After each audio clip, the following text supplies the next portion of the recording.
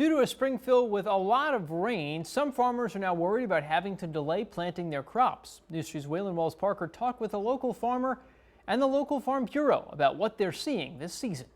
Howard is a farmer in Jefferson County who tells me a lot of farmers in this area are checking their fields to make sure they're dry so that they can plant their crops this season. He says due to a lot of rain, he only has 1/3 of his crops planted this season. Got all of our corn in the ground, had one day of bean planting, and rained out that night and ended up with almost 4 inches over the next 4 days. But Howard says that's just how farming goes. We're always at the mercy of the weather. Howard says as the fields dry, he will start planting more of his crops and start to harvest the hay he grows. But he says every farmer is dealing with different conditions, depending on how much rain they've received. The weather is so sporadic.